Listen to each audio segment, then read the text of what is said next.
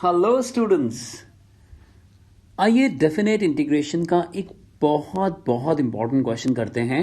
और ये है 0 to 2 pi cos raised to power 5x dx। क्या प्रॉपर्टीज यूज करते हुए इस क्वेश्चन का कोई बेनिफिट हम ले सकते हैं, यानी प्रॉपर्टीज का कोई बेनिफिट हम इसमें ले सकते हैं? तो सबसे पहले लगता है कि यार 0 to a वाली प्रॉपर्टी अप्लाई करते हैं और उससे कुछ फ़ायदा मिलने वाला है, लेकिन इससे कुछ भी फ़ायदा नहीं मिलेगा क्योंकि जब आप 0 to a 2 pi minus x apply करोगे तो ये सेम क्वेश्चन जो है वो वापस आ जाएगा। तो 0 to a f x d x is equal to 0 to a f of a minus x d x को तो हमें रिजेक्ट करना पड़ेगा, हटाना पड़ेगा। लेकिन आपको एक और प्रॉपर्टी मालूम है जिसमें हम 0 to 2a लगाते हैं और इसकी दो पॉसिबिलिटीज़ होती हैं, और वो दो पॉसिबिलिटीज़ होती हैं twice 0 to a f x d x अगर f of 2a minus x F x बन जाता है, और दूसरे में बहुत फ़ायदा होता है कि अगर f of 2a minus x minus f x आ जाता है तो वहाँ आंसर जो है वो 0 आ जाता है। तो आइए इसको अप्लाई करके देखते हैं। और यहाँ पर 2a मतलब 2 पाई है यहाँ पर, तो मैं यहाँ फंक्शन को लेट कर लेता हूँ। Let f x is equal to cos raise to power 5x और हम यहाँ 2a माइनस एक्स यानी 2 पाई माइनस एक्स अप्लाई करके देखते हैं। आप जानते हैं कि ये तो फोर्थ क्वाड्रेंट है, अभी अभी हम बात कर रहे थे, तो फोर्थ क्वाड्रेंट में तो कॉस पॉजिटिव होएगा, तो यहाँ पर हमारे पास आ जाएगा कॉस रेज टू पावर 5, यानी वापस हम एफ एक्स पे आ गए। तो हमारे को ये पार्ट अप्लाई करना पड़ेगा, ये पार्ट अप्लाई करना पड़ेगा। तो जब हम ये पार्ट अप्लाई करेंगे तो हमारे पास आ जाएगा twice 0 to pi cos raise to power 5x dx। तो आप कहेंगे ये तो हम फंस गए क्योंकि क्वेश्चन तो अभी भी सॉल्व नहीं हुआ, अब क्या करें? तो यहां पर जो इस क्वेश्चन को थोड़ा अलग बनाता है बाकी सारे क्वेश्चन से, हम दोबारा अप्लाई करेंगे यही प्रॉपर्टी, री अप्लाइंग द सेम प्रॉपर्टी, और इस बार जो 2a होगा वो पाई होगा। हम फिर से फंक्शन को लेट कर रहे हैं और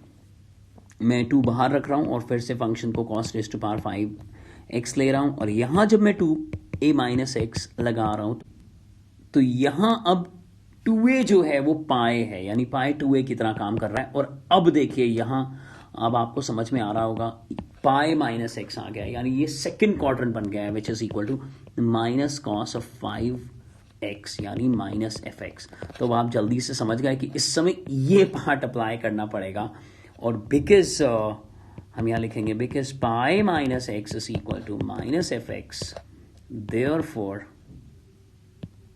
i इक्वल्स टू 0। यानी ये वाला पार्ट, अगर मैं इस पार्ट को i1 ले लेता हूं, ट्वाइस ऑफ i1,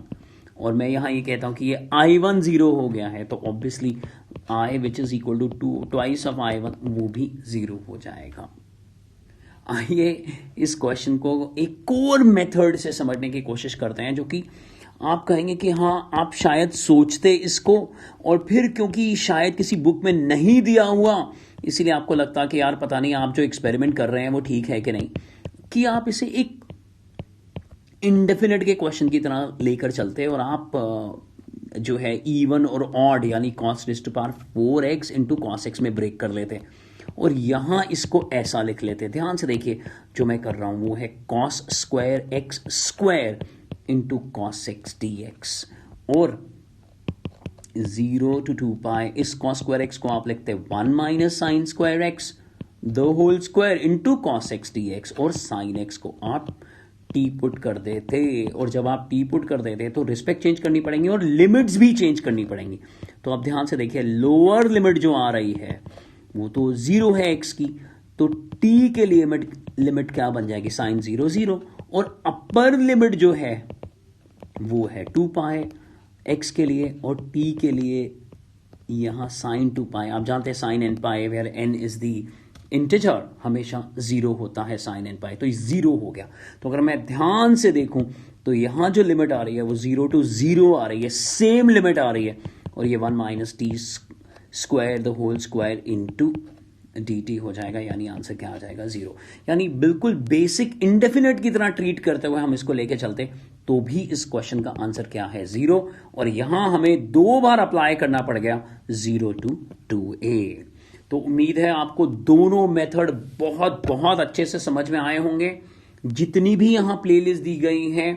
क्लास 9 से लेके क्लास 12 तक की, हर रिस्पेक्टिव क्लास के लिए वो बहुत बहुत जरूरी है। हाँ, इस चैनल को सपोर्ट करिए, इसको सब्सक्राइब करिए, और अगर आप हमारे साथ पढ़ना चाहते हैं तो जो नंबर आपको दिख रहा है यहां पर, उस नंबर पर व्हाट्सएप या कॉल करिए और हमारे साथ आप जुड़ सकते हैं एक सिस्टमैटिक पढ़ाई के साथ जिसमें सक्सेस की पूरी गारंटी होगी। बच्चों, पढ़ते रहिए और आगे बढ़ते रहिए।